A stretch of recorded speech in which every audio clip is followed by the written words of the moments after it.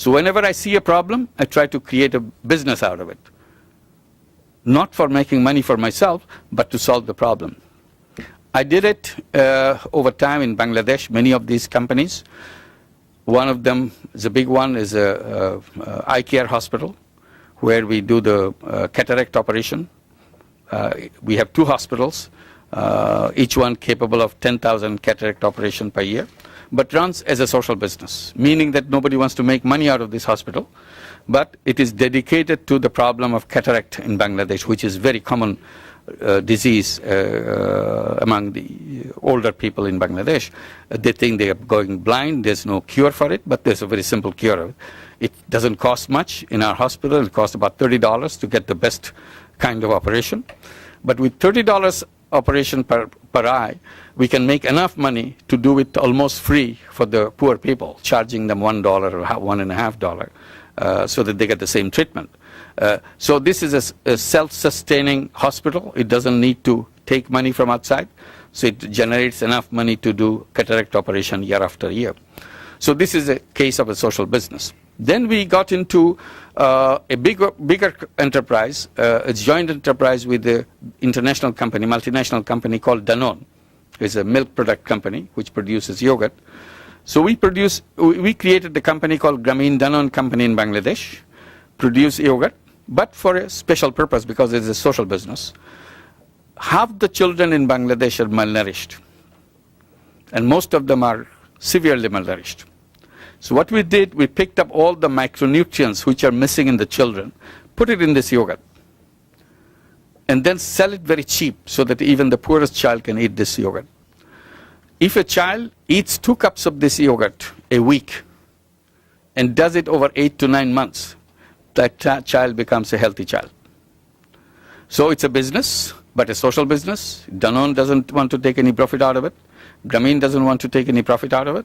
But it's all dedicated to addressing the malnutrition of the children. That's how it becomes a social business. And then other companies came to join hands with us to create social business. Veolia Water Company, French water company.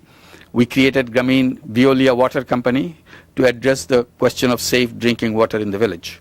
So that way they can drink safe drinking water as a social business. And at the same time, company runs its business without losing money, without depending on donor money all the time. So they are independent, self-sustaining. We created a company called Grameen Adidas, with the shoe company, Adidas. So what we have done, I have given them a challenge that as a shoe company, it should be their objective that nobody in the world should go without shoes. And they should be producing shoes affordable to even to the poorest person. They accepted that idea and then asked me how cheap the shoe should be to make it affordable to the poorest people. So I said maybe under $1 or something.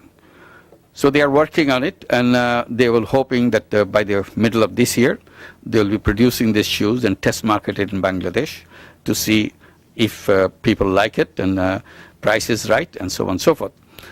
The shoe is important for health reason, because many of our diseases come from the feet, skin through the skin of the feet, because they are barefoot. Most of them are barefoot in the villages.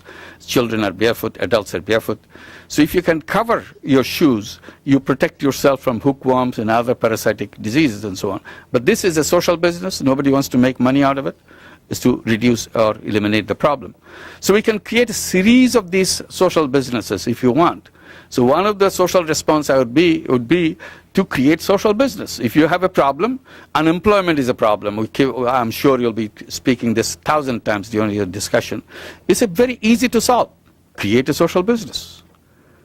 If I set up a shop in the corner here, corner grocery store or corner newspaper stand, and employ 10 people in that shop, I have created jobs for 10 people. But a profit-making company will not do that because he is waiting for 25% return on his investment. If he doesn't get his 25% return on an investment, he will not be interested in putting up this shop. But I'm a social investor. I'm a social business person. All I want to create 10 jobs. I'm not interested in making money out of it. So I create that because I'm not there for making 25% return or 10% return or a 5% return. Even if it is just covered the cost, good enough for me. All I want to see that the business covers its cost and creates 10 jobs. So anybody can create 10 jobs if we are interested in creating jobs as a social business. So how to handle that kind of thing over time? I had a discussion in my visit to Cartagena with the governor of Caldas in Colombia, Mr. Yunus.